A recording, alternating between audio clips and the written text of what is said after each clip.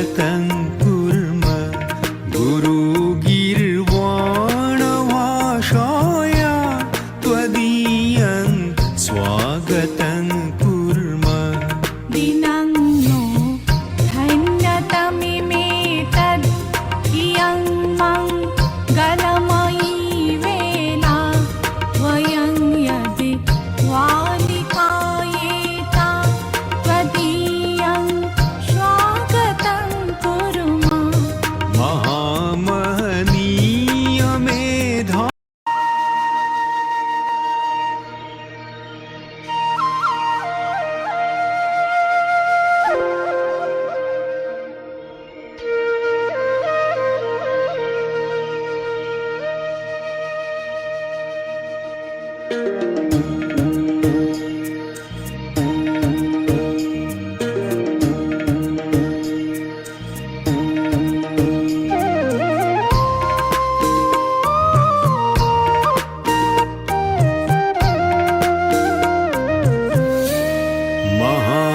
महामहनीय मेधावीन् त्वदीयं स्वागतं कुर्म गुरुगीर्वाणभाषाया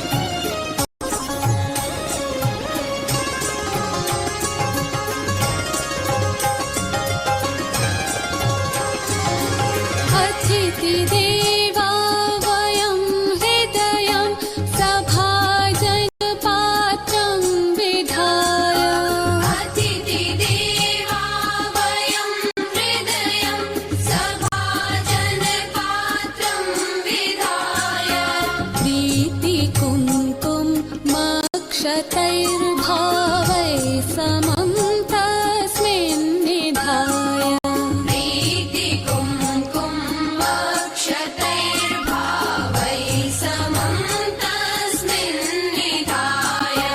नयनदीपैर्वयं कुर्मो मतिमतां नीराजनम् नयनदीपैर्वयं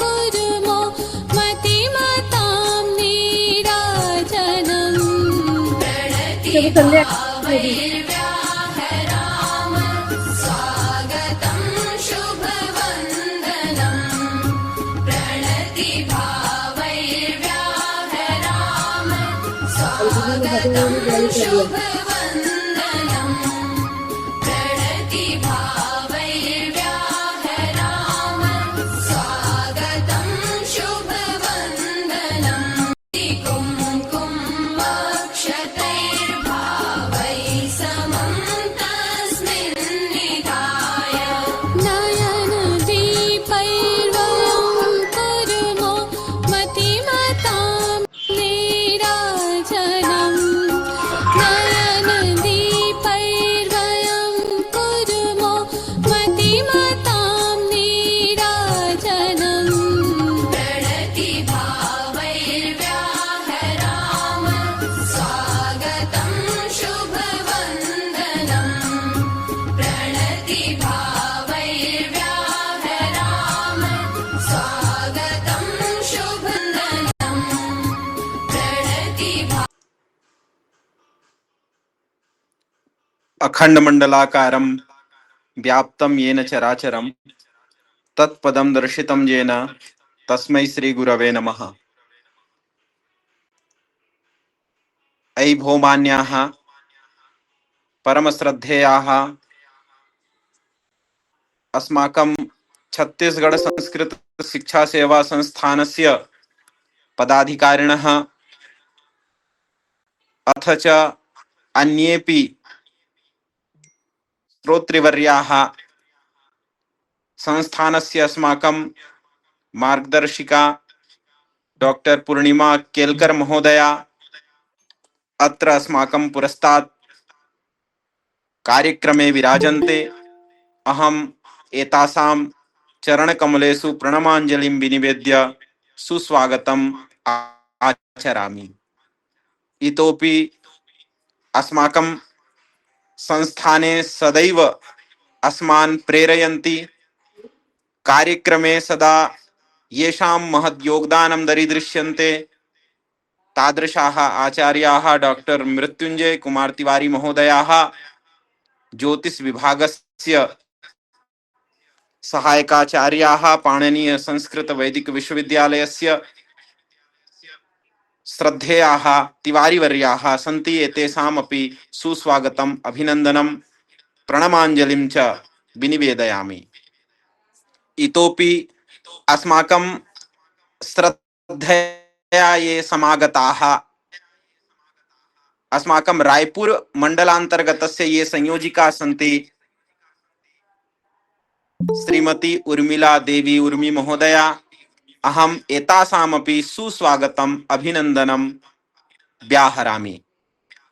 इतोपि अंजलि महोदया, संध्या महोदया, आशीष महोदया, अन्येपि ये सन्ति तेषां समेषां ये लाइव माध्यमेन पश्यन्ति तेषां सर्वेषाम् अत्र स्वागतम्। भवन्तः जानन्ति संस्थाने एकादशी तिथिम् अधिकृत्य स्वामी श्री श्रीनिवासाचार्य स्मृति व्याख्यानमाला आयोज्यते। अस्यां व्याख्यानमालायां प्रति तिथिम् अधिकृत्य यथा एकादशी तिथिम् अधिकृत्य विशेषतः आयोजनं विशिष्ट विदुषां व्याख्यानं भवति।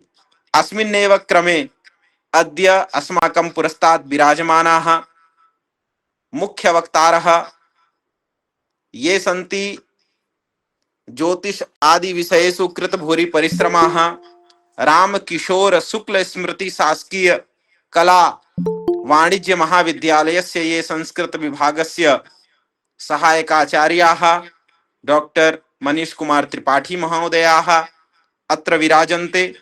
अहम एतेषां संस्थान पक्षतः प्रदेश पक्षतश्च छत्तीसगढ़ राज्य पक्षतश्च सुस्वागतम अभिनंदनम व्याहरामि। एतेषाम् अद्यतनीयस्य कार्यक्रमस्य विषयः वर्तते आयुर्वेदस्य ज्योतिषशास्त्रस्य च मानव जीवने प्रभावः। इस विषय पर एक विशिष्ट व्याख्यान हम सबके समक्ष उपस्थित होगा, अतः सावधानेन भवन्तः शृण्वन्तु इति निवेदनम्। एतस्मात् प्राक् मंगलम आचरणीयम मंगलम कर्तव्यम इति धिया अस्माकं वैदिकी परंपरा वर्तते। तां परंपराम् अनुसृत्य अधुना अहम निशि माहेश्वरी छात्रा वर्तते अस्माकं, ताः छात्राः अत्र सन्ति। अहम निवेदयामि रायपुर विद्यालयतः एषा वर्तते। अधुना मंगलाचरणं विदधातु। आप मंगलाचरण करें। निशि माहेश्वरी जी, आपका स्वागत है, अभिनंदन है। आइए, आवाज आ रही मेरी?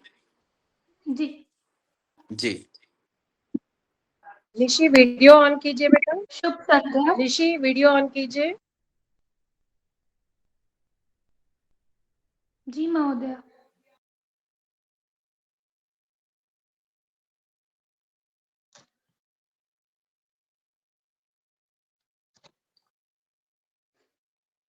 या कुन्देन्दु तुषार हार धवला या शुभ्रवस्त्रावृता या वीणावरदण्डमण्डितकरा या श्वेतपद्मासना या ब्रह्माच्युतशङ्करः प्रभृतिभिः देवैः सदा वन्दिता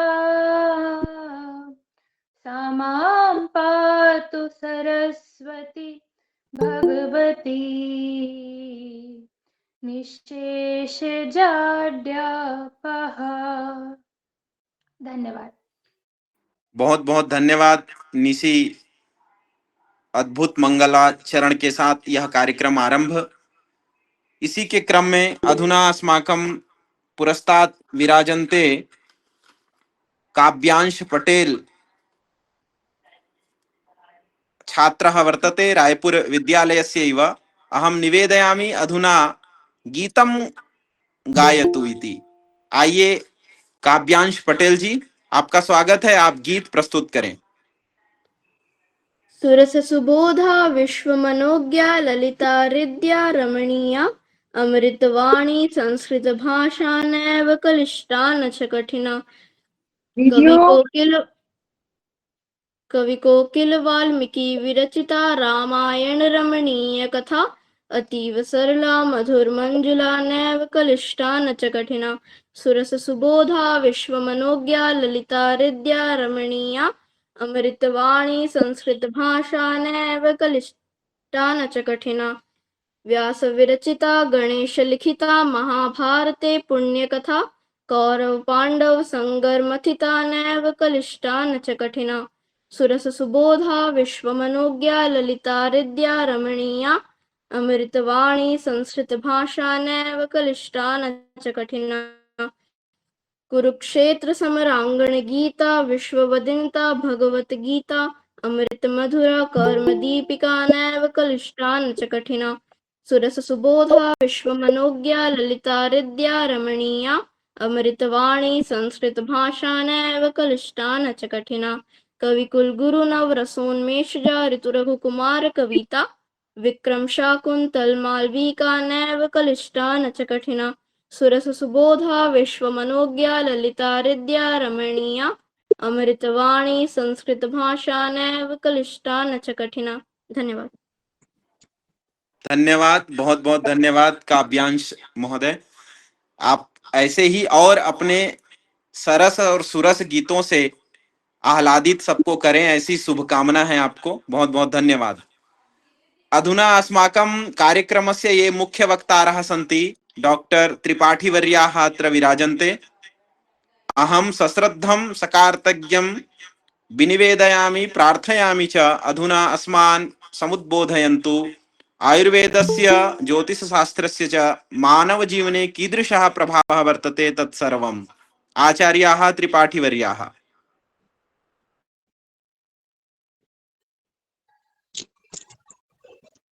धन्यवादः। सर्वेभ्यो नमो नमः।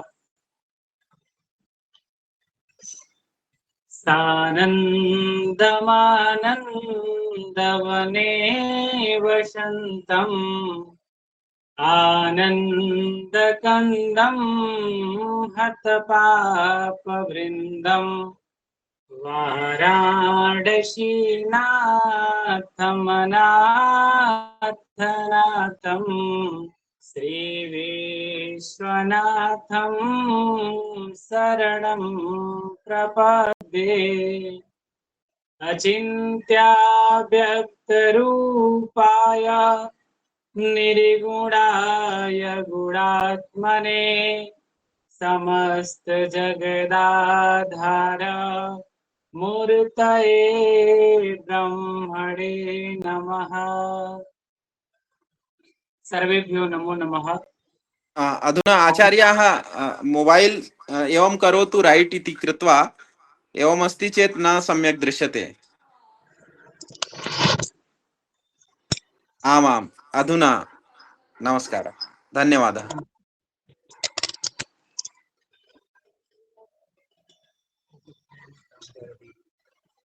सर्वेभ्यो नमो नमः। अत्र तु वयं सर्वे छत्तीसगढ़ संस्कृत शिक्षा सेवा संस्थान द्वारा समायोजित स्वामी श्री निवासाचार्य स्मृति व्याख्यान माला यां समायोज्यते। अद्य एकादश्यां विशिष्ट व्याख्यान मध्ये आयुर्वेदस्य ज्योतिषशास्त्रस्य मानव जीवने प्रभाव इति विषयम् अधिकृत्य अत्र तु मया उपस्थितम्। सर्वप्रथम तु भारतीयस्य सनातनस्य विज्ञान परंपरायाः मध्ये आयुर्वेद शास्त्रं ज्योतिष शास्त्रं च द्वे अतिशय आदरणीये चोपयोगी विद्ये स्तः। आयुर्वेदे शरीर मनसो सम्यक् व्यवस्थायां करोति।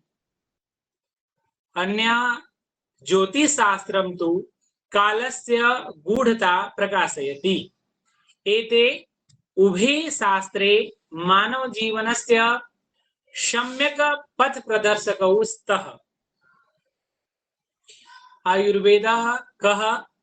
तो आयुर्वेद शरीरम् आधारः धर्म अर्थ काम मोक्षाणाम् इति दृष्टिकोणं स्थापयति। अस्य प्रमुख लक्ष्यं स्वास्थ्यमेव वर्तते। अत्र तु ज्योतिष मध्ये ज्योतिष काल विज्ञानं भवति, यत्र काल सर्वोत्तम बलम् इति तस्य मापनं ज्योतिषेण एव शक्यम्। ग्रहाणां चालनं, नक्षत्राणां स्थिति, गति, प्रभवादि वर्णन परं यः शास्त्रं वर्णितं ते ज्योतिष शास्त्रम् एव। जन्मकाले ग्रहस्थितीनाम् आधारं कृत्वा व्यक्तित्व निर्धारणं, रोगानां पूर्वोक्त संकेतः, उत्तमानां कर्मफलानां कल्पनां, शुभाशुभ काल निर्णयः येन शास्त्रेण क्रियते सः ज्योतिषम्। ज्योतिषं न केवलं भविष्यवाणी शास्त्रं किन्तु एकं मनोवैज्ञानिक निर्णय मार्गदर्शनम् अपि दास्यति। उभयोः शास्त्रयोः समन्वयः आयुर्वेदस्य दृष्ट्या शरीरं स्वस्थं स्यात्, ज्योतिषस्य दृष्ट्या समययुक्तः स्यात्। यदि शरीरं शक्तिमानं किंतु समयः प्रतिकूल एव तर्हि कार्यसिद्धिर्न भवति। यदि कालः शुभः किंतु स्वास्थ्यं न सन्ति तर्हि प्रयोजनहीनता वर्तते। तस्मात् उभयोः ज्ञानयोः सम्यक् व्यवहार आवश्यकः। महोदयः समेषां सारल्येन अवबोधनाय हिंदी भाषायामेव वदन्तु इति निवेदनम्। आम् आम् आम् आम्। अत्र महोदय सर आपका नाम तो नहीं जान रहे हैं, लेकिन आप अपना एक बार परिचय बता दें थोड़ा सा। ध्यान है वह हिंदी भाषा में करूंगा ताकि सबके लिए, आम जनमानस के लिए उपयोगी हो। और इस प्रकल्प में जो आप मेरे आदरणीय है और मेरे अग्रज डॉक्टर मृत्युंजय तिवारी सर, जिनके मार्गदर्शन में मैंने कुछ आयुर्वेद और ज्योतिष का समन्वय करके तैयार किया है जो विषय को बताने के लिए, वो आप सभी के समक्ष में रख पाऊंगा। ये मैं बता रहा हूं कि आयुर्वेद और ज्योतिष मानव जीवन में ये दोनों ही उपयोगी है, और एक कर्म के फल को बताने के लिए है तो दूसरा शुभ और अशुभ काल के निर्णय को बताने के लिए। आयुर्वेद से उत्तम कर्म के फलों की प्राप्ति और ज्योतिष के द्वारा हम शुभ और अशुभ काल का निर्णय कर पाते हैं, क्योंकि ज्योतिष के लिए आया है कि ग्रहाणाम गति स्थिति प्रभवादि वर्णन परम शास्त्रम एवं ज्योतिषम। ग्रहों की जो गति स्थिति प्रभाव आदि का वर्णन करे या बताए उसे ही ज्योतिष शास्त्र कहते हैं। तो आयुर्वेद की दृष्टि से स्वस्थ शरीर का होना जरूरी है, और ज्योतिष की दृष्टि से समय युक्त, मतलब समय सही होना चाहिए, क्योंकि काल विधान शास्त्रम आया है यो ज्योतिषम वेति सवेद यज्ञान, और इसको काल विधान शास्त्र कहते हैं कि समय को जो जाने, समय को जो बताए, वह शास्त्र जो है वो है ज्योतिष। इस विषय में हमने ज्योतिष शास्त्र के अनेक ग्रंथों का भी अध्ययन किया और आयुर्वेद के भी ग्रंथों का अध्ययन किया। उसका मूल जो कुछ निकाल के लाया हूं, आप सभी के समक्ष में प्रस्तुत कर रहा हूं। ज्योतिष शास्त्र ग्रंथों में काल रूपी पुरुष के शरीर के विविध अंगों में मेष से लेके मीन तक, मेषादि 12 राशियां हैं। मेष, वृष, मिथुन, कर्क, सिंह, कन्या, तुला, वृश्चिक, धनु, मकर, कुंभ और मीन, इन 12 राशियों की स्थापना की गई है, जिसके आधार पर उसके अंग रोगग्रस्त हैं या स्वस्थ हैं यह जाना जा सकता है। ग्रह अगर बली है तो स्वस्थ होंगे, ग्रह अगर दुर्बल है, निर्बल है तो रोगग्रस्त होंगे। ऐसी स्थितियों में ज्योतिष शास्त्र की मान्यता के अनुसार मेष जो स्वामी है आया है शीर्ष मुख बाहु हृदयोदराड़ी कटिबस्ति गुह्य संज्ञानी उर्जानुजंगे चरणाविति रासयो अजाद्याः काल नरस्य अवयवान शद शद ग्रह संयोगात। ये कोई भी जातक जब जन्म लेता है तो मेषादि 12 राशियों के द्वारा ही उसके अंग किस प्रकार दुर्बल और निर्बल होते हैं ये जाना जा सकता है। तो मेष जो स्वामी है वो सिर का है, वृक मुख का है, मिथुन की भुजाएं हैं, कर्क हृदय है, सिंह जो है पेट है, कन्या कमर है, तुला वस्ती है, वृश्चिक गुप्तांग है, धनु उरु है, मकर घुटने हैं और कुंभ जंघा और मीन पैरों का प्रतिनिधित्व करते हैं। तो इस प्रकार से मेषादि जो 12 राशियां हैं स्वभावतः जिन जिन रोगों को उत्पन्न करती हैं वे रोग आयुर्वेद शास्त्र के द्वारा समाप्त किए जा सकते हैं या उसके दिशा में चलकर समाप्त करने का प्रयास किया जा सकता है।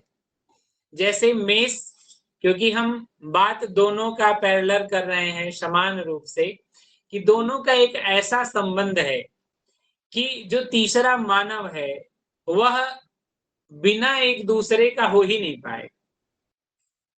मेष राशि है तो वो ज्योतिष का अंग है, उससे उत्पन्न जो विकार हो रहे हैं तो वह आयुर्वेद से कैसे ठीक होगा, इसके बारे में हम सभी जानेंगे। जैसे मेष राशि से नेत्र रोग होता है, मुख रोग होता है, सिर दर्द होता है, मानसिक तनाव होता है और अनिद्रा की समस्या होती है। ठीक है, पहले मैं बता लेता हूं 12 राशियों से, फिर इसे कैसे समाधान होगा ये बताऊंगा। ठीक है, और महोदय आपसे निवेदन है कि जहां कहीं भी कुछ होगा तो आप प्लीज मार्गदर्शन करिएगा कृपा करके। वृष राशि में, वृष राशि जो है गले और श्वास नली के रोग को प्रदान करता है। ठीक है, आंख और नाक से संबंधित, गले से संबंधित रोग प्रदान करता है। मिथुन राशि रक्त विकार देता है, श्वास रोग देता है। कर्क राशि हृदय रोग। आज के समय में हम सभी जिस भी व्यवस्थाओं के अनुरूप चल रहे हैं, अचानक सुनने में आ रहा है कि इनका हृदय आघात हो गया और यह इस दुनिया से चले गए। तो आखिर उन सब के पीछे क्या ऐसी समस्याएं हैं, कौन सा ऐसा कारण आ गया है कि हृदय आघात बहुत तेजी से बढ़ रहा है। जहां सुनिए कम उम्र के लोग जा रहे हैं, इसके बारे में भी मैं आप सभी से चर्चा करूंगा। आगे आता है सिंह से पेट रोग और वायु विकार, कन्या से अमाशय के विकार, अपच जिसको कहते हैं, और कमर दर्द आदि का विचार किया जाता है। तुला से मूत्राशय मधुमेह का विचार किया जाता है। वृश्चिक से गुप्त रोग आदि का विचार किया जाता है। धनु से यकृत रोग, मज्जा रोग, रक्त दोष आदि का विचार होता है। मकर से वात रोग, चर्म रोग, शीत रोग, रक्तचाप का विचार होता है। कुंभ राशि से मानसिक रोग, ऐंठन, एलर्जी आदि का विचार होता है। और मीन राशि से एलर्जी एवं गठिया, चर्म रोग आदि का विचार होता है। तो इन नवग्रहों के 12 राशियों के अतिरिक्त जो ज्योतिष में महत्वपूर्ण स्थान है वो है नवग्रहों का। सूर्यादि जो नवग्रह हैं तो उनसे भी उत्पन्न रोग हैं, और रोग जब होता है तो उसका समाधान होता है। तो समाधान आज तो एलोपैथ है, लेकिन जब एलोपैथ नहीं था तो हमारे यहाँ आयुर्वेद जो वात पित्त और कफ के द्वारा त्रिदोष सिद्धांत दिया गया है, जिसमें वात पित्त कफ में सप्त धातु, मल यात्रा इत्यादि शरीर की जो व्यवस्थाएं हैं वह इन्हीं तीनों के द्वारा कोई भी रोग का निर्माण होता है और उससे उसका क्षय होता है, और इन्हीं तीनों के द्वारा उसे ठीक भी किया जा सकता है। ये ऐसा बता रहे हैं क्योंकि ज्योतिष और आयुर्वेद का जो संबंध है अत्यंत ही गहरा है, परंपरागत और वैज्ञानिक दृष्टिकोण से महत्वपूर्ण है। वैज्ञानिक क्यों है? क्योंकि ज्योतिष एक विज्ञान भी है, ज्योतिर्विज्ञान है, और आयुर्वेद भी विज्ञान है, क्योंकि दोनों से हम उपचार करते हैं। जैसे सामान्य तौर पे चेचक नाम की बीमारी सुने होंगे आप लोग, बच्चों में या किसी में भी अगर कुछ बुखार तेज गति से आए और आने के पश्चात शरीर में लाल लाल चकत्ते निकलने लगते हैं, तो उस चेचक के समाधान के लिए भैषज सूक्त का पाठ करने से या फिर शीतलाष्टक का पाठ करने से आराम हो जाता है। भैषज सूक्त अथर्ववेद में बताया गया, उससे ये है कि अधिक ऐसी बीमारी जिसका कोई समाधान न हो या असाध्य रोग हो, ऐसे कोई रोग हो जाए जिसका मतलब दवा से ठीक न हो रहा हो, तो उसके लिए वहां पे भैषज सूक्त का पाठ बताए हैं।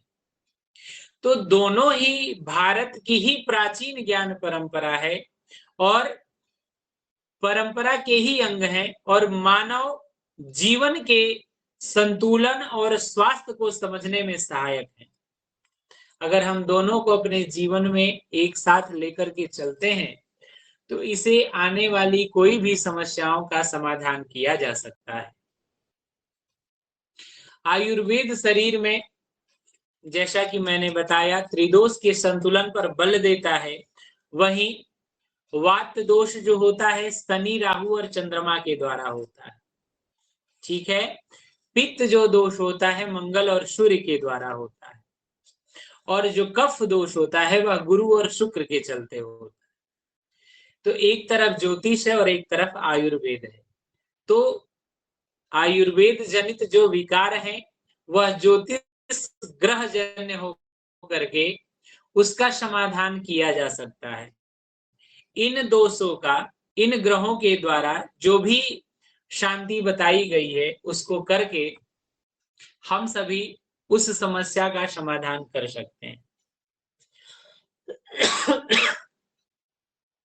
किसी की भी कुंडली में ग्रहों की स्थिति कुछ विशेष प्रकार की हो तो वो दोष की प्रधानता को जन्म देती है, जो उसके अनुसार रोग उत्पन्न हो सकते हैं।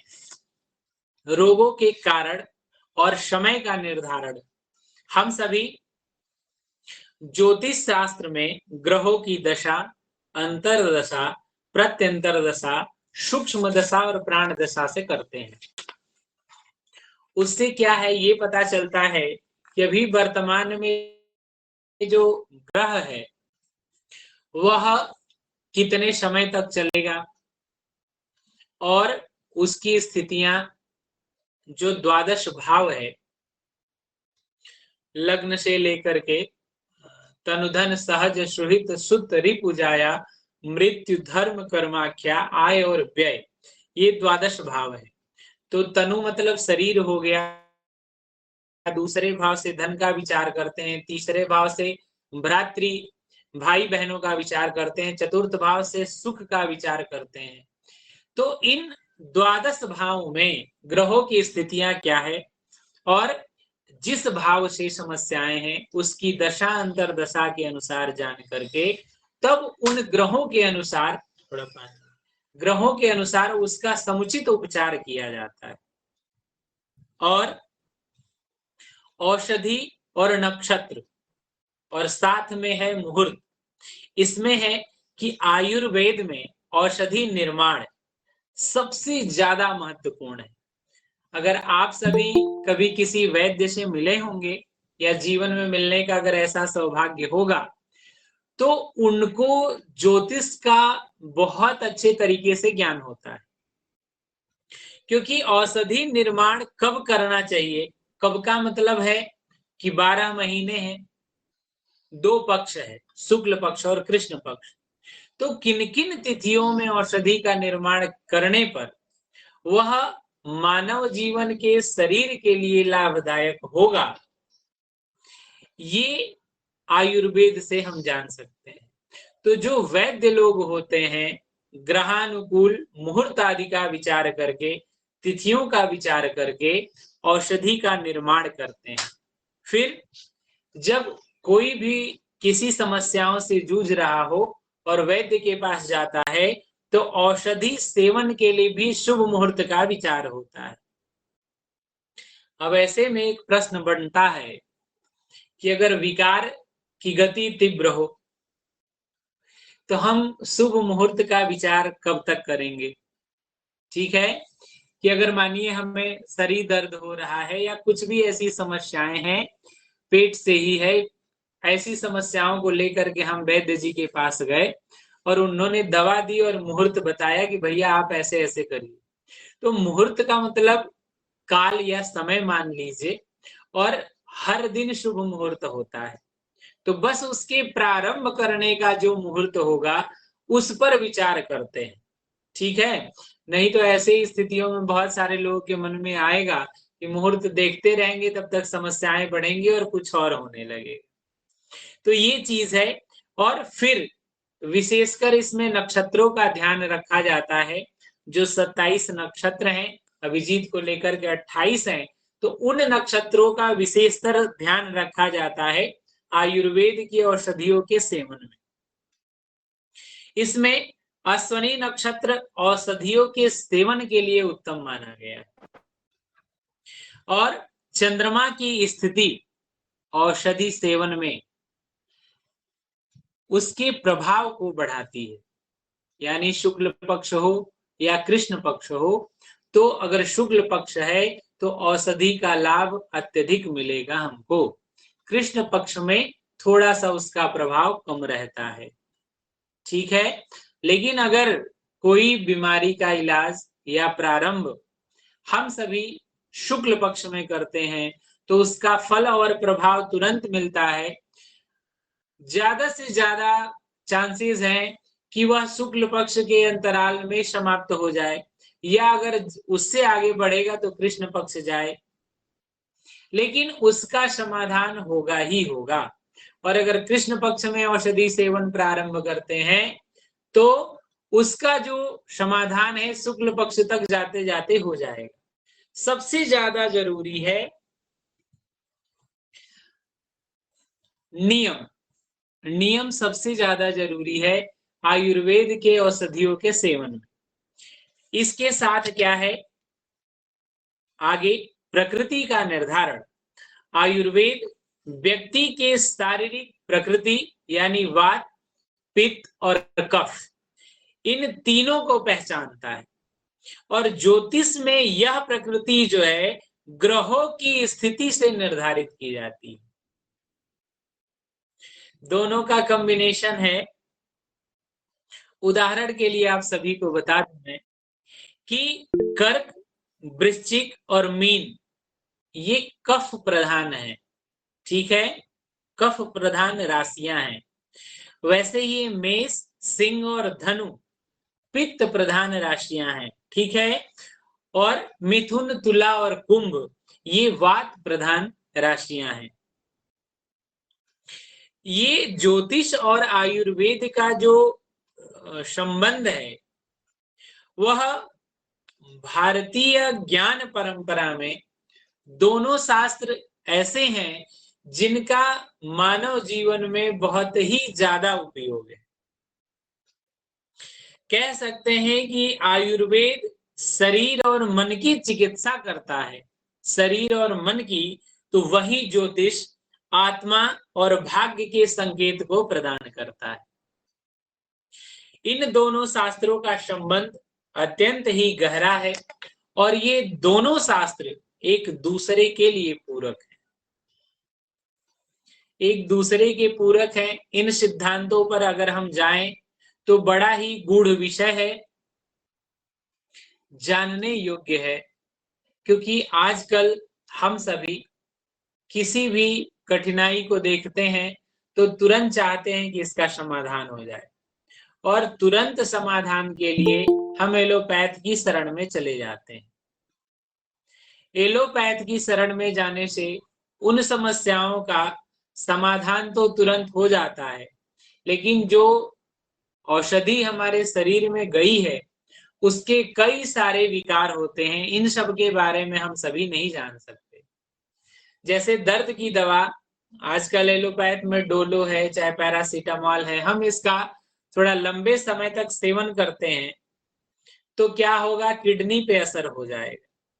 लेकिन हम सभी अगर आयुर्वेद के औषधियों का सेवन करते हैं तो वो हमारे शरीर को बल प्रदान करती हैं। जो हमारा मानसिक स्वास्थ्य है वह हमेशा उत्तम रहता है और पॉजिटिव वे में रहता है, क्योंकि एलोपैथ की दवा खाते ही ये पहले से अगर जो जान रहे हैं उनके माइंड में होता है कि ये कहीं ना कहीं नुकसान करेगी, लेकिन समस्याएं हैं इसलिए उसका सेवन कर रहे हैं। लंबे समय तक किसी भी रोग के समाधान के लिए अगर औषधि का सेवन करना है तो आयुर्वेद से बढ़ करके कोई दूसरी औषधि नहीं है। ये हमारे और आप सभी के विश्वास का विषय है या हम सभी को इन सब के विषय में जानना चाहिए, अपने जीवन में इसका पालन करना चाहिए। तभी हम स्वस्थ भारत, स्वस्थ मन, स्वस्थ समाज, स्वस्थ परिवार का निर्माण करेंगे। आगे समय और आकाशीय घटनाओं के बारे में हमारे जीवन पर क्या प्रभाव पड़ता है। जन्म कुंडली से दशा, गोचर आदि का माध्यम यह व्यक्ति के स्वभाव, रोग, विवाह, शिक्षा और मृत्यु तक, मतलब आदि से अंत तक की व्यवस्था हम ज्योतिष शास्त्र के द्वारा जान सकते हैं।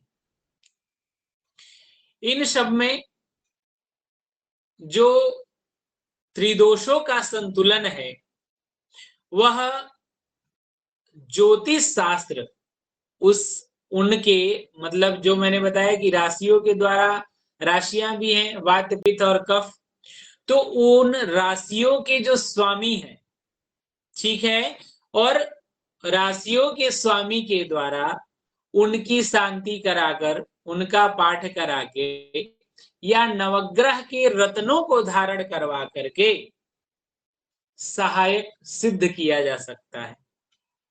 किसी व्यक्ति की दशा अंतर्दशा ग्रहों के आधार पर जाना जा सकता है। रोग कब उत्पन्न हुआ, कब तक रहेगा, ये समस्त बातें, कौन सा रोग है, इसमें क्या समस्याएं हो सकती हैं, ये ग्रहों के आधार पर हम सभी जान सकते हैं। और किन कारणों से हुआ है, संभावित उपचार क्या हो सकता है, और आयुर्वेद में इसको सही दिशा में रोगों के जड़ तक पहुंचने में मदद मिलती है।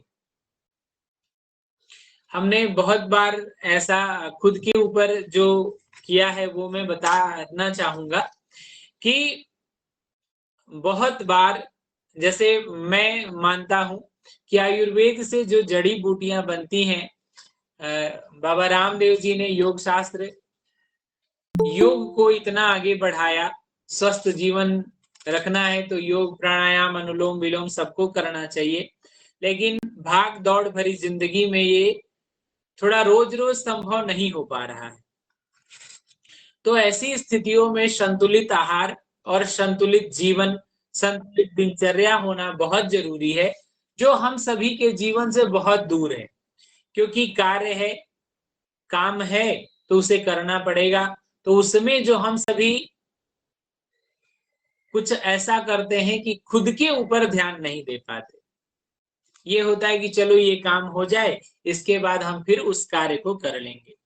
ऐसी स्थितियों में हम सभी कहीं ना कहीं शरीर में रोग को जन्म देते हैं, और जब रोग धीरे धीरे करके बढ़ जाता है तब हम क्या करते हैं, किसी ज्योतिषी के पास जाते हैं अगर कोई समस्याएं हो गई हो तो।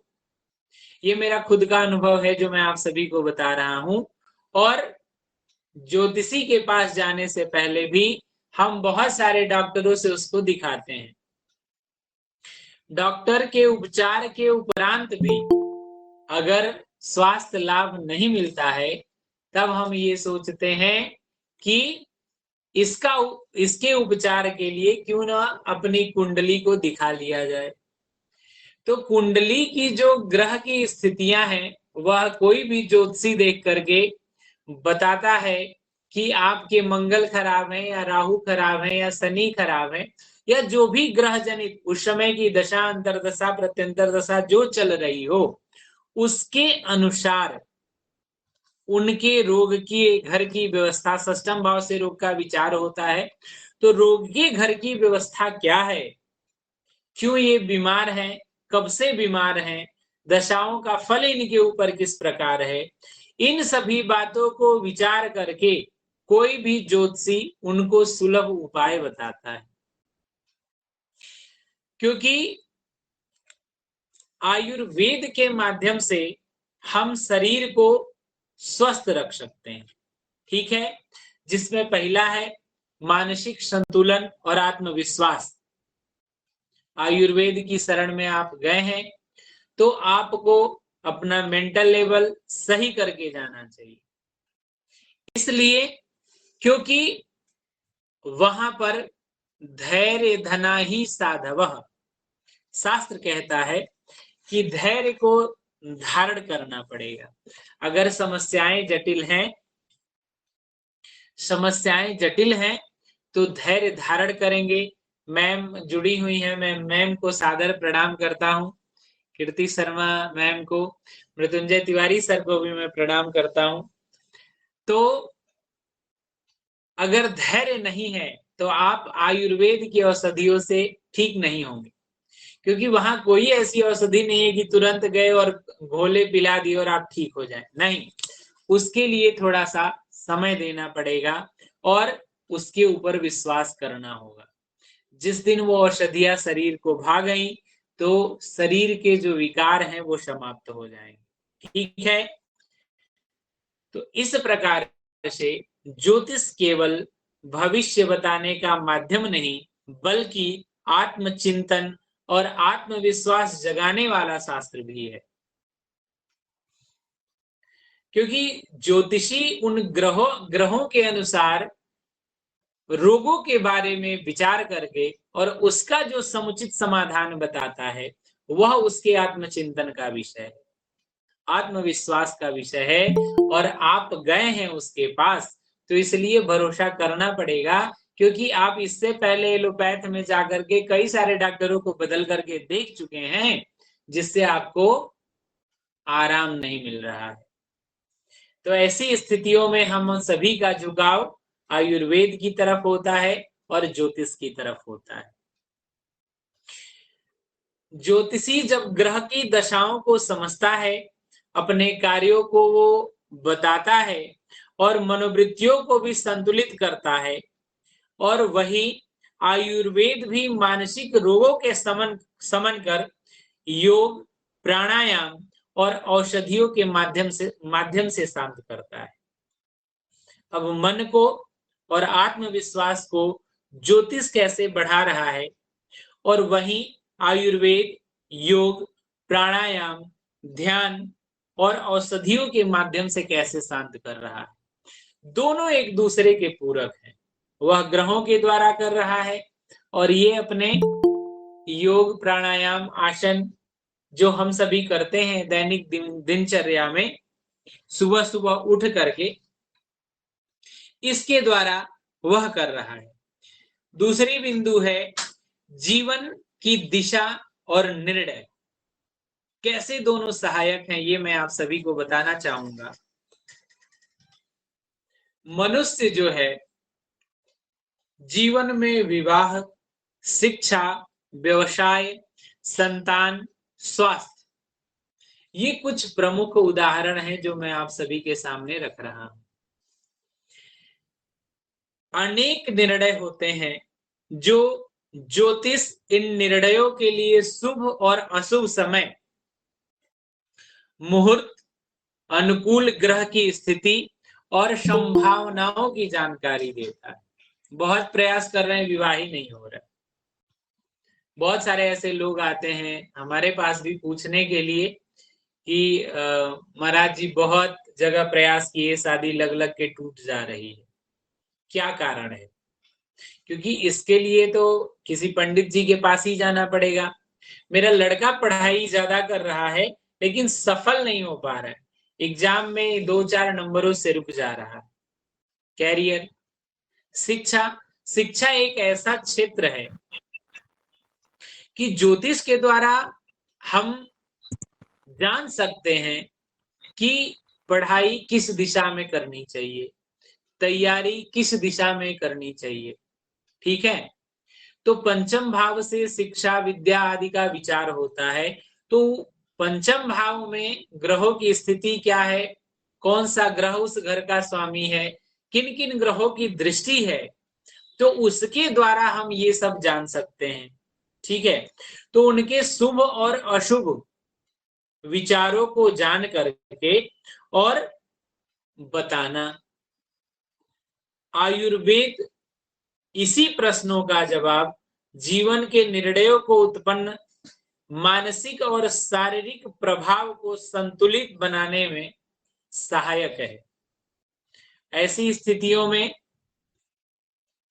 अगर आप अच्छे से पढ़ाई कर रहे हैं, अपनी दैनिक दिनचर्या को एकदम संतुलित बनाए हुए हैं, तो देखिए समस्याएं सबके साथ है।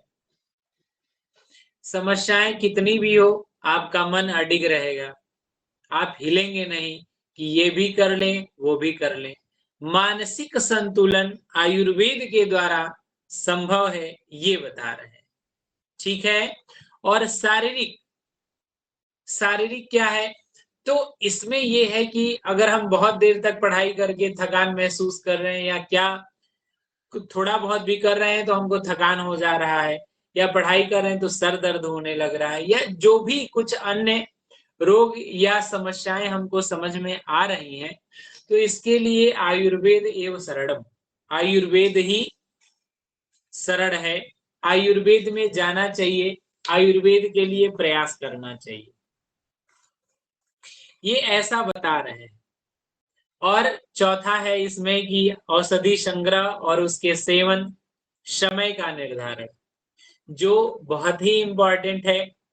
आयुर्वेद में कई औषधियों का विशेष काल, तिथि, नक्षत्र में संग्रह करने की परंपरा बताई गई है। ज्योतिष शास्त्र इन समयों का निर्धारण करता है और इससे औषधियों की शक्ति और प्रभावशीलता को बढ़ाता है। दोनों देखिए एकदम एक दूसरे के पूरक हैं और समानांतर चल रहे हैं। अगर हम कुछ भी कर रहे हैं तो दोनों शास्त्र कैसे मानव जीवन की व्यवस्थाओं पर प्रभाव डाल रहे हैं, इसे मैं आप सभी के समक्ष रखने का प्रयास कर रहा हूं। अगला नंबर है रोगों की पूर्व चेतावनी।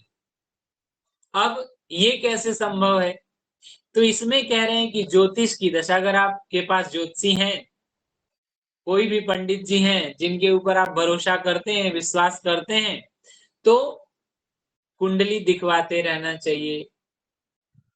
मैं भी एक ज्योतिषी हूं, तो मैं परामर्श देता रहता हूं अपने सहृदय मित्रजन या जो भी मेरे से जुड़े हुए हैं उन सभी को, कि समय समय पर जरूर ज्योतिषियों का मार्गदर्शन लेना चाहिए।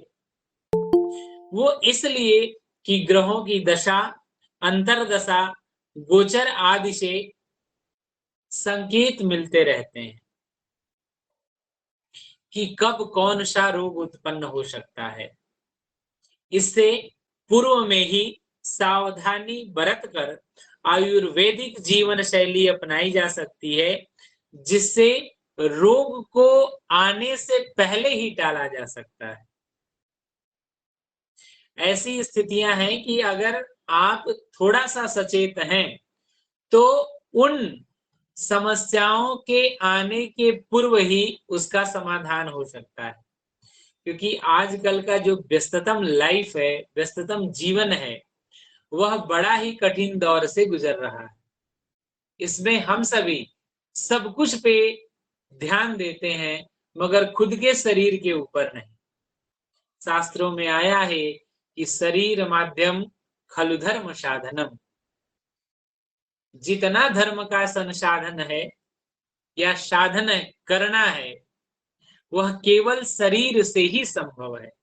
अगर स्वस्थ शरीर नहीं है तो उसमें स्वस्थ मन नहीं होगा, और स्वस्थ मन नहीं होगा तो विकार आएंगे ही आएंगे, चाहे वो वात जनित हो, कफ जनित हो या पित्त जनित हो। इन्हीं तीनों के चलते शरीर में विकार उत्पन्न होते हैं। और ज्योतिष और आयुर्वेद कह रहे हैं कि मानव जीवन के ये दोनों ही नेत्र हैं भैया, आंख, दोनों मानव जीवन के नेत्र हैं। एक वर्तमान को देखता है तो दूसरा संभावित भविष्य को। वर्तमान को देखने वाला आयुर्वेद शास्त्र है और भविष्य को बताने वाला ज्योतिष शास्त्र है। क्योंकि ज्योतिष शास्त्र से हम सभी भविष्यवाणियां भी करते हैं। ज्योतिष शास्त्र के निष्णात विद्वान इस व्याख्यान में उपस्थित हैं। तो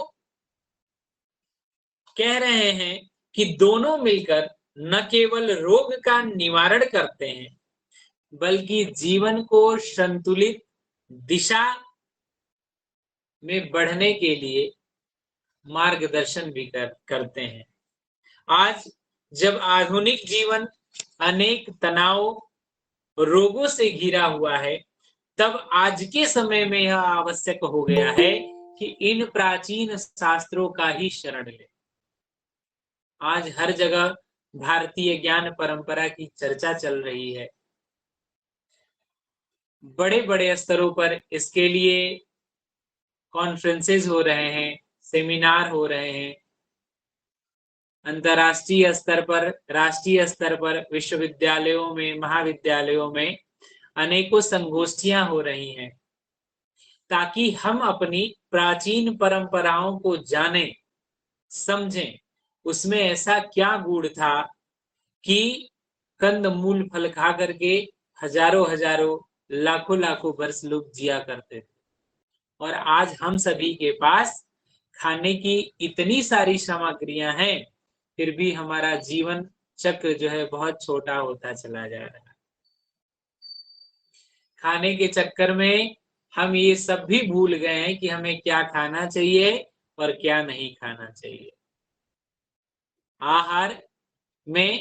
आहार भी हमारा अशुद्ध होता चला जा रहा है, इसलिए शरीर में रोग उत्पन्न हो रहे हैं। तो इन व्यवहारिक जीवन में इनको, जो दोनों शास्त्र हैं, इनको व्यवहारिक जीवन में स्थान देना चाहिए। और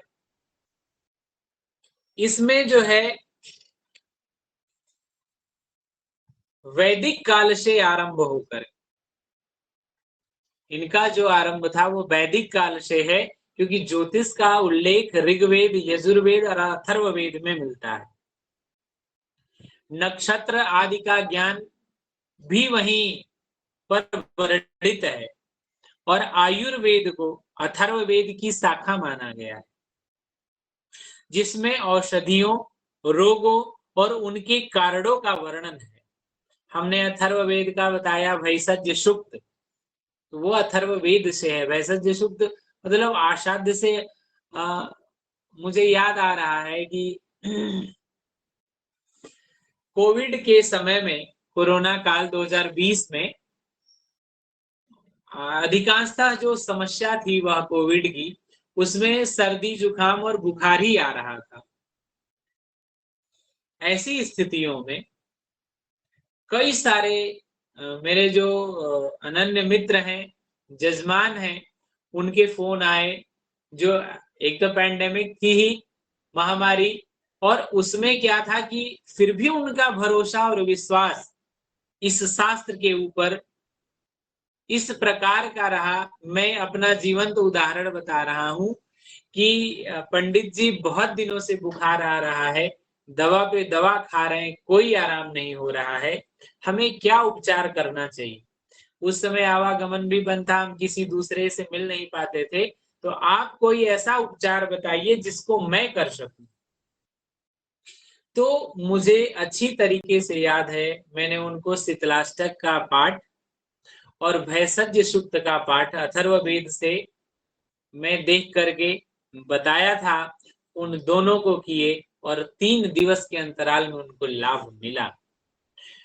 उन्होंने फोन करके बताया भी कि पहले से स्थितियां बहुत ही अच्छी हैं और हम इसको कंटिन्यू कर सकते हैं क्या।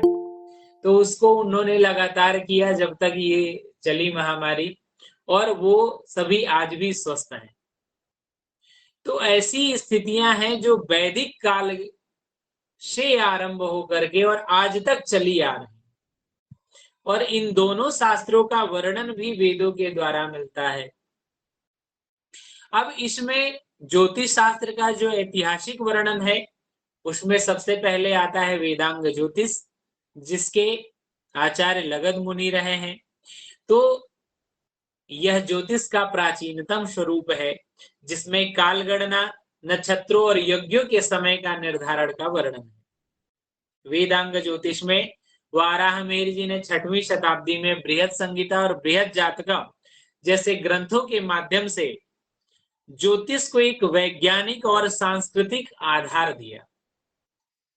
बृहद जातक और बृहद संहिता पढ़ने के बाद ये समझ में आता है कि मानव जीवन के लिए बहुत ही ये उपयोगी ग्रंथ है। लघु जातकम जो आजकल सामान्य पाठ्यक्रम में भी चलता है बहुत जगह, एक ऐसा ग्रंथ है कि जिसको अगर आप पढ़ लेंगे तो लगेगा कि अगर उसके अनुरूप हम सभी चल रहे हैं तो सब कुछ आसान है, सब कुछ सुलभ हो सकता है।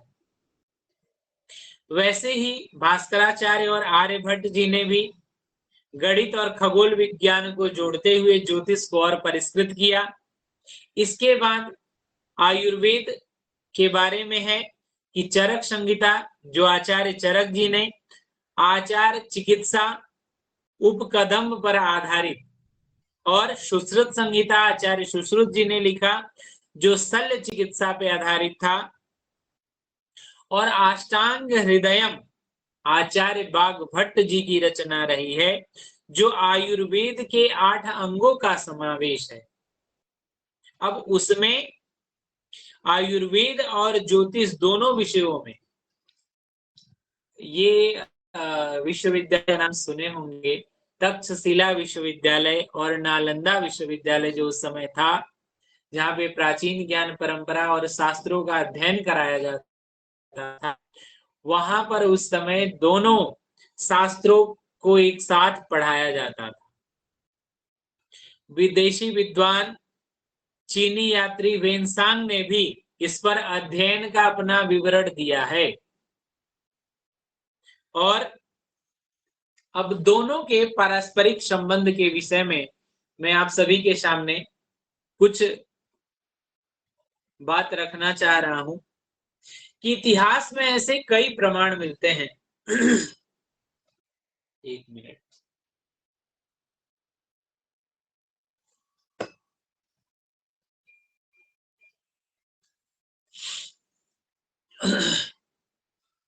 इतिहास में ऐसे कई प्रमाण मिलते हैं जहां दोनों शास्त्रों का सम्मिलित प्रयोग होता था। औषधियों का संग्रह और निर्माण और ज्योतिषीय मुहूर्त के अनुसार होता था। चंद्रमा और ग्रहों की स्थिति को देख करके मन और शरीर की स्थिति का अनुमान लगाया जा सकता है। मन का स्वामी है चंद्रमा और उसके अनुसार अनुमान लगाया जाता था। नाड़ी की परीक्षा बहुत सारे जो वैद्य हैं वह नब्ज या नाड़ी बोलते हैं पकड़ करके आप क्या खाए हैं, कल क्या खाए थे और शरीर में क्या क्या विकार है पूरा बता देते थे। मैं मूलतः वाराणसी से हूं, तो वाराणसी में मैंने ऐसे ऐसे वैद्य से मिले हैं हम, जब नाड़ी एक बार पकड़ लिए तो आज के 25 साल पहले मैं पिताजी को दिखाने गया था, 25 साल पहले की बात उन्होंने बताई जो हम सभी के लिए मतलब अचंभा करने वाला। और उन्होंने ये बात तक बता दी कि आपको समस्या आज से नहीं है, इतने साल पुरानी है। हम सभी हतप्रभ थे। और आज तो जो एलोपैथ है वहाँ ये लैब सिस्टम है, बहुत सारी मशीनरी सिस्टम आ गई है कि हम सारे टेस्ट करवाते हैं और फिर जान पाते हैं। अब वो परंपरा नहीं रही कि आप किसी को नाड़ी दिखाइए वो पकड़ के बताए। आज आप एलोपैथ में जाइए, आप अपने बातों को रखिए कि हमें ये समस्या है, तो सबसे पहले जो डॉक्टर साहब होते हैं वो 5 जांच लिखते हैं कि भैया ये ब्लड टेस्ट करा लीजिए, सीबीसी है, ये यूरिन टेस्ट है, ये टेस्ट है, ये SGOT-PT करा लीजिए और फिर ले आके रिपोर्ट दिखाइए, तब वो दवा लिखेंगे। उनका अपना अनुभव कुछ नहीं है, जो वो मशीन बता रही है। अब वो मशीन सही बता रही है कि गलत बता रही है, ये डॉक्टर साहब को भी नहीं पता, लेकिन वो जो मशीन बता रही है शरीर का मापन करके, उससे वह दवा लिखते हैं। दवा लिखेंगे एक हफ्ता के लिए कि 7 दिन बाद आकर के पुनः दिखाइएगा, और उस 7 दिन बाद अगर आराम नहीं हुआ तो आप कुछ समस्याएं बताएंगे तो दवा बदल दी जाएगी। हमारे आयुर्वेद शास्त्र में ऐसा नहीं है, न पहले था और न आज है। आज भी वहां नाड़ी शोधन के द्वारा ही रोगों के बारे में जाना जाता है और नाड़ी की परीक्षा होती है। इसके बाद कुंडली मिलान होता है। दोनों में व्यक्ति की प्रकृति इन द सेंस की वात, पित्त और कफ, यही तीनों प्रधान है, और ग्रहों के प्रभाव के साथ जोड़ करके हमने तो एक ऐसे वैद्य जी को देखा कि हमसे ज्यादा ज्योतिष के बारे में उनको जानकारी थी। मैं उस समय अध्ययन पढ़ाई के दौरान की बात है, तो बहुत ज्यादा कुछ बताने लगे थे। हम यही अचंभा में थे कि आखिर ये है आयुर्वेद के ज्योतिष कैसे जान रहे। तो उस समय ये ज्ञान नहीं था कि आयुर्वेद और ज्योतिष दोनों ही एक दूसरे के अंग हैं, एक दूसरे के पूरक हैं। ऐसी स्थितियों में जब हम थोड़ा आगे बढ़े तो मध्यकाल में विदेशी आक्रमणों और औपनिवेशिक नीतियों के कारण इन शास्त्रों का सार्वजनिक प्रभाव कम हुआ है, और इसके बाद अनेक विद्वानों ने 18वीं 19वीं शताब्दी में इन शास्त्रों को पुनः जागृत करने का कार्य किया, जो आज के आधुनिक संस्थान जैसे काशी हिंदू विश्वविद्यालय या अन्य गुजरात आयुर्वेद विश्वविद्यालय, भारतीय वैदिक ज्योतिष परिषद आदि बहुत सारे ऐसे शोध संस्थान हैं, संस्कृत शिक्षा सेवा संस्थान हैं, जहां पे इन दोनों विषयों को जागृत करने के लिए अहर्निश प्रयास चल रहा है। और आधुनिक चिकित्सा की जब हम बात करते हैं तो मानसिक और आत्मिक पक्ष की उपेक्षा करते हैं। आयुर्वेद और ज्योतिष का समन्वय एक समग्र चिकित्सा पद्धति है, समग्र, संपूर्ण। इन दोनों के समायोजन से हम हर वो समस्या का समाधान कर सकते हैं। तो जीवन शैली जो आज के परिवेश की है, उसमें मानसिक तनाव, रोग व्याधि और इन चीजों से निपटने के लिए इन शास्त्रों की प्राचीन परंपराएं आज भी मूल्यवान सिद्ध हो रही हैं। जो इन चीजों को मानता है वह आज भी इसको पालन कर रहा है। ज्योतिष और आयुर्वेद न केवल शास्त्र है, अपितु भारतीय सभ्यता का गहन आत्मा है। इनका इतिहास केवल अतीत का गौरव नहीं, बल्कि भविष्य के मार्गदर्शन का दीपक है। हम सभी को एक न एक दिन इनके शरण में आना पड़ेगा। कोविड काल में जब वैक्सीन नहीं मिलती थी तो काढ़ा से काम चलाते रहे। सर्दी जुकाम बुखार की जब दवा नहीं मिलती थी तो चाय, वो जो काढ़ा बनाते थे आयुर्वेद वाला, तुलसी पत्ता, नींबू और लौंग, इलायची, काली मिर्च आदि डाल करके, और हम सभी ने, पूरे भारतवासियों ने खुद को जीवित रखा। हल्दी डाल करके, दालचीनी डाल करके, कि कैसे हम सभी खुद को सुरक्षित रखें। तो वो आयुर्वेद एवं शरणम था। आयुर्वेद के शरण में सारे लोग चले गए। उस समय सारा पॉल्यूशन समाप्त हो गया था, सब कुछ आसमान स्वच्छ दिख रहा था। लेकिन हम फिर से धीरे धीरे वहीं पलटते हुए चले जा रहे हैं। तो सिर्फ बताने का मतलब है कि जीवन जी लीजिए, उसके लिए मना नहीं है, लेकिन जीवन को जो शास्त्रगत व्यवस्थाएं बताई गई हैं उसके अनुरूप थोड़ा चलाइए, बड़ा आसान होगा।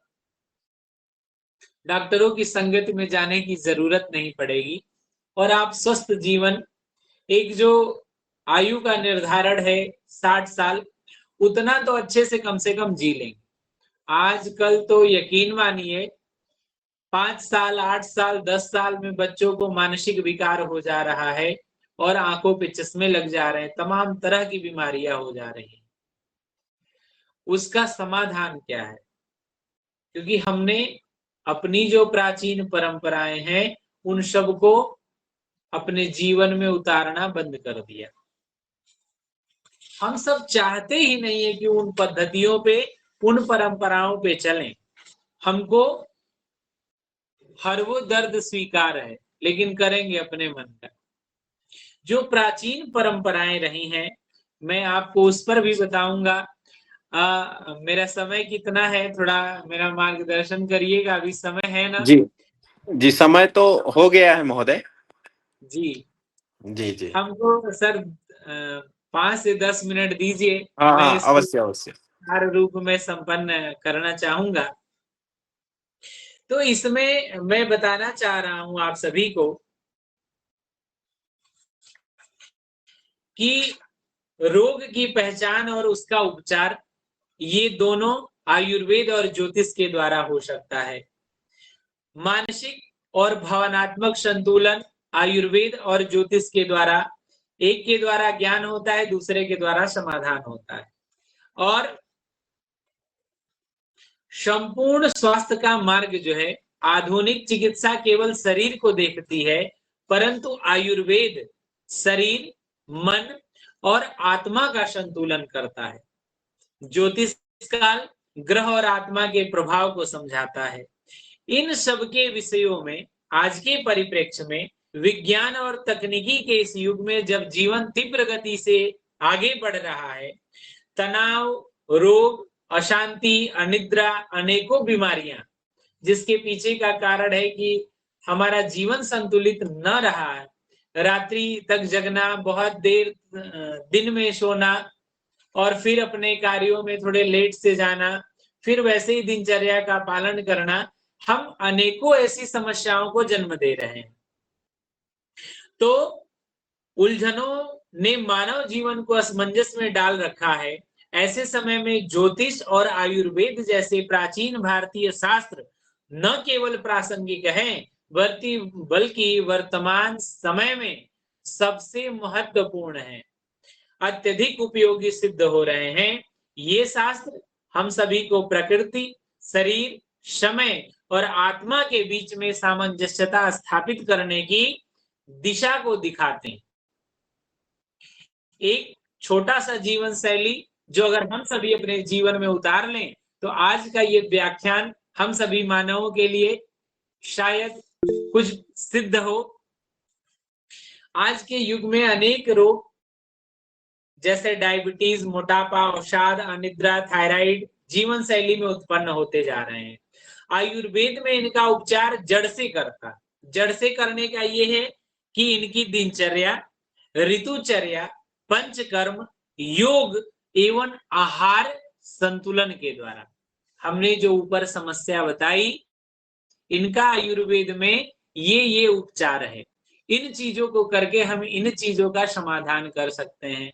दूसरा है जो आज के समय में बहुत लगभग 99% मान के चलिए कि ये होगा ही होगा, वो है मानसिक तनाव, निर्णय न ले पाने की क्षमता और भ्रम। तो ऐसी स्थितियों में ज्योतिष मार्गदर्शन करेगा।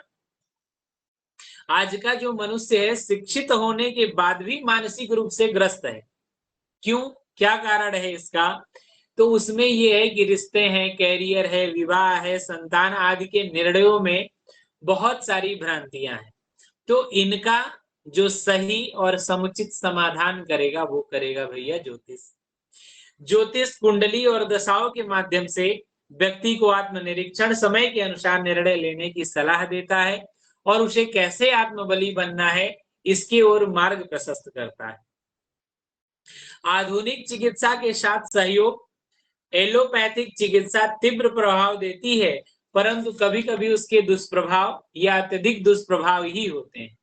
लेकिन आयुर्वेद और ज्योतिष जैसे शास्त्र समग्र चिकित्सा प्रणाली के रूप में उभर रहे हैं और आज कई आयुर्वेद चिकित्सा रोग को जड़ से समझने के लिए ज्योतिषीय संकेतों का भी उपयोग करते हैं। और जैसे कुछ मैं बताना चाहूंगा कि प्रजनन गर्भावस्था बालक के लिए तो कहने की गर्भाधान से पूर्व शुद्धि या गर्भ संस्कार औषधियों और ग्रह के दशा के अनुसार समय का चयन करके यह आयुर्वेद और ज्योतिष का समन्वित प्रयोग है। गर्भाधान के समय में बता रहे हैं कि सही समय का निर्णय करके और औषधियों का चयन करके गर्भाधान कराया जाए तो वह जो जातक होगा स्वस्थ होगा। पर्यावरण और आत्मिक स्वास्थ्य तो कह रहे हैं कि महामारी कोविड के बाद ये सिद्ध हो गया है कि आधुनिक चिकित्सा पर्याप्त नहीं है। खाली डोलो से काम नहीं चलेगा, पैरासीटामोल से काम नहीं चलेगा, हमें वो प्राचीन परंपराओं को भी ग्रहण करना पड़ेगा। ठीक है, क्योंकि आज के युग में जब मनुष्य विज्ञान के शिखर पर है फिर भी वह मानसिक अशांति, स्वास्थ्य और संतुलन से वंचित है। ऐसे में ज्योतिष और आयुर्वेद ही एकमात्र शरण है, क्योंकि प्रकृति और स्वास्थ्य के साथ सामंजस्यता बना करके आत्मबोध और समग्र स्वास्थ्य का मार्गदर्शन प्रदान करने वाले यही दोनों शास्त्र हैं। तो हम सभी को जो दैनिक जीवनचर्या है कि ब्रह्म मुहूर्त में जागरण, योग प्राणायाम और ध्यान, स्नान के साथ सूर्यार्घ देना, सात्विक आहार को ग्रहण करना, समय से अपने कार्यों को करना, मध्याह्न भोजन और विश्राम, शाम में अध्ययन, चिंतन और मनन तथा रचनात्मक कार्य करना और संध्या वंदन मंत्र आदि का उच्चारण करना, रात्रि भोजन सायं 7 से 9 बजे के बीच में करके और 9 बजे के बाद विश्राम करना। ऐसी स्थितियों में रात्रि में 10 बजे के बाद 10 से 4 बजे तक की नींद, इसका प्रयास करने से स्वस्थ जीवन हम सभी जी सकते हैं। लेकिन आजकल का जो दैनिक जीवन है, सब कार्यों को समाप्त करने के बाद 11-12 बजे तक भोजन करते हैं और दिन भर मोबाइल चलाते रहते, रात में 1-2 बजे तक लोग मोबाइल देखते हैं, फिर नींद नहीं आती। तो ऐसी स्थितियों में आयुर्वेद के साथ हम सभी अपने दैनिक जीवनचर्या को संतुलित करके, नियमित करके, जो हमारे शास्त्रों के द्वारा बताया गया है वह अपने जीवन में उतार करके खुद को संयमित करके अपने जीवन को चला सकते हैं। और अंत में मैं आप सभी से यही निवेदन करूंगा कि अगर बहुत ही जटिल हो तो एलोपैथ में जाना तो जरूरी है, लेकिन अगर कार्य आयुर्वेद से चलता हो तो यथासंभव चलाने का प्रयास करिए। अपने स्थितियों के बारे में जानने के लिए ज्योतिष का शरण लीजिए और उसका उपचार आयुर्वेद के द्वारा किया जा सकता है। ये हम सभी जो भी मानव जन हैं इन सबके लिए उपयोगी सिद्ध होगा। ये ज्योतिष और आयुर्वेद जीवन केवल गतिविधियों का समूह नहीं बल्कि एक अनुशासित, समयबद्ध और जागरूक यात्रा है। इसमें हम सभी इन राहों पर चलकर खुद को स्वस्थ एवं खुशहाल बना सकते हैं। और अंत में 4 पंक्तियां मैं आप सभी को सुनाना चाहता हूं, अगर आदेश है तो मैं सुना दूं आपको। जी जी सुनाइए। कि सृष्टि के आरंभ से होती रही यह खोज है, सृष्टि के आरंभ से होती रही यह खोज है, चतुर्दश सुविद्या राष्ट्र की 64 कला अम्भोज है। देवर्षि नारद गर्ग मुनि इस शास्त्र के आचार्य थे, गुरुवर वशिष्ठ श्रेष्ठ के अद्भुत विवेकी कार्य थे। केतकर वेंकटेश शास्त्री वास्तविक गणित सुयज्ञ थे। आर्यभट्ट आचार्य भास्कर वाराह गणित विद्य थे। भारत के धन गुड़ीजन का अति अनुपम भंडार है, कि फिर मेरी गणना कहाँ जो कही पाऊं पार है। आप सभी को बारंबार प्रणाम। मेरे अग्रजों ने मुझे यह अवसर प्रदान किया, इसके लिए मैं आप सभी का हृदय से आभारी हूं।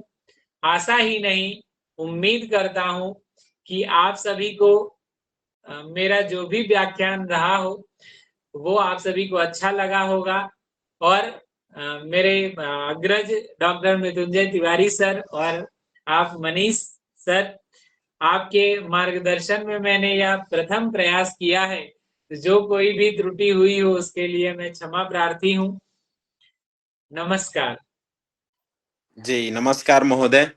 अद्भुत, सहज, सरल और विनम्र भाव से आपने बहुत सारे विषयों को ज्योतिष शास्त्र के अनुरूप, आयुर्वेद के अनुरूप, मानव जीवन में किस तरह प्रभाव और औचित्य संसाधन वर्तमान परिस्थिति को लेकर के एक व्याख्यान दिया, वह बहुत अद्भुत, अविस्मरणीय है।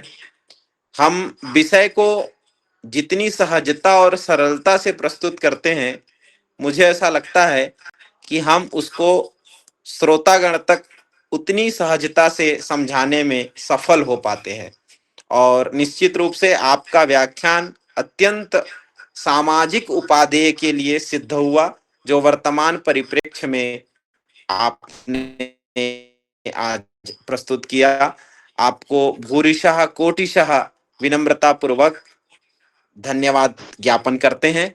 और अस्माकं पुरस्तात् अत्र विराजमानाः सन्ति अस्माकं मातृकल्पा डॉक्टर पूर्णिमा केलकर महोदया, खैरागढ़ संगीत विश्वविद्यालयस्य एताः सन्ति संस्कृत विभागाध्यक्षा। अहं निवेदयामि एतेषां त्रिपाठीवर्याणां धन्यवाद ज्ञापनम्, अथ च स्वकीयम् उद्बोधनं सर्वेषां धन्यवाद ज्ञापनं च व्याहरन्तु इति। सर्वेभ्यो नमो नमः। ध्वनिः श्रूयते न वा? आमां श्रूयते। शिक्षाघ्राणं तु वेदस्य मुखं व्याकरणं स्मृतं, छन्दः पादौ तु वेदस्य हस्तौ कल्पोऽथ पठ्यते, ज्योतिषामयनं चक्षुः निरुक्तं श्रोत्रमुच्यते, तस्मात् साङ्गमधीत्यैव ब्रह्मलोके महीयते। आचार्य श्री श्रीनिवासाचार्य स्मृति व्याख्यानमालायाम् अद्य त्रिपाठी महाभागेन महत् अद्भुतं व्याख्यानं प्रदीयते। वस्तुतस्तु ज्योतिष आयुर्वेदयोः अन्तः सम्बन्धमधिकृत्य इदं व्याख्यानं समेषां कृते प्रासङ्गिकम् अस्ति। वस्तुतस्तु राशेः अवयवत्वं, शिरः तु मेषराशेः अवयवम् एव इति समेषां कृते एव नवीना अभिव्यक्तिः वर्तते। वस्तुतः ज्योतिष शास्त्र और आयुर्वेद ये जीवन के दो आधार हैं, क्योंकि स्वास्थ्य और ग्रह दशा इन दोनों का एक दूसरे से स्वभावतः संबंध है। यदि आपका स्वास्थ्य अनुकूल रहेगा तो आप किसी भी कार्य को निश्चित ग्रहानुकूल कर सकते हैं, ये स्वाभाविक सत्य है। आपने इस बात का उद्घाटन किया, इस विषय को लेकर आपने अपने विचार रखे। आज हम अत्यंत कृतकृत्य हैं, वयं सर्वे कृतकृत्या स्मः एव।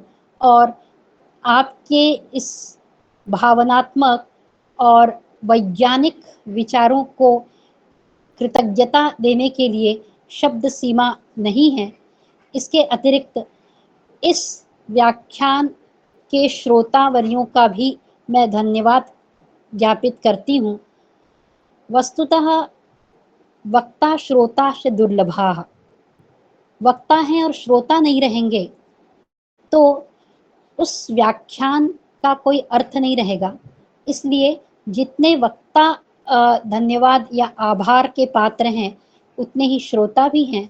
इसलिए सभी श्रोताओं का और विशेष रूप से जो दो बालकों ने प्रस्तुतियां दी, काव्यांश और निशी, मैं सही हूँ, निशी नाम था ना उनका? जी जी निशी, अवश्य, निशी हाँ, माहेश्वरी। दोनों की प्रस्तुतियां अत्यंत मधुर रही। और वास्तविकता यही है कि जब बालक अपने मुख से शब्दों का उच्चारण करते हैं तो शास्त्र स्वयं ही पवित्र हो जाते हैं।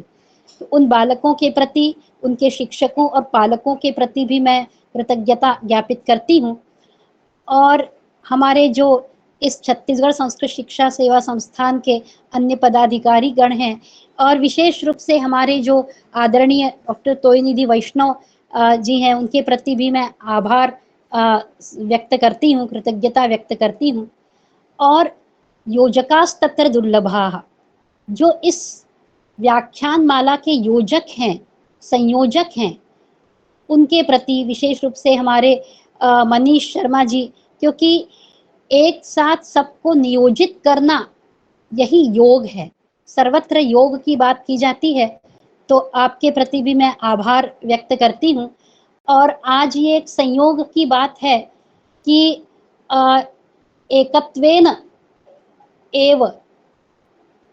एकत्वेन नाम्ना एव मनीषयोः, द्वयोः मनीषयोः एव कार्तज्ञं वर्तते। अस्तु तावन्। और इस तरह के व्याख्यान वास्तविक रूप में वर्तमान में बहुत अपेक्षित हैं, क्योंकि आज का जो युवा है वो अन्यत्र कहीं दिशाहीन हो रहा है, दिशा भ्रमित हो रहा है, दिशा भ्रांत हो रहा है। इसलिए ये व्याख्यान प्रासंगिक है। धन्यवाद, नमस्कार। जी बहुत बहुत धन्यवाद, आपका सादर प्रणाम। आपके मार्गदर्शन से और आपके अभिप्रेरणा से निरंतर इस कार्यक्रम को समसामयिक दृष्टि से निरंतर स्वामी श्री श्रीनिवासाचार्य स्मृति व्याख्यान माला का आयोजन करते हैं। डॉक्टर तोयनिधि वैष्णव सर जी उपस्थित हैं। उनके भी प्रेरणा से और मार्गदर्शन से ये निरंतर हमें विद्वानों का जो व्याख्यान प्राप्त होता है वह सभी व्याख्यान समसामयिक पर ही निर्भर रहता है और वह सामाजिक जीवन पर और हमें समाज पर क्या उपादेय हो सकता है, यही हमारा एक प्रयास रहता है। और उसी प्रयास में यह एक आज का प्रकल्प था। वैष्णव सर जुड़े हुए हैं, मैं उनसे भी प्रार्थना करता हूं कि अगर 2 शब्द से उद्बोधन करेंगे तो बड़ी कृतज्ञता ज्ञापित होगी। जी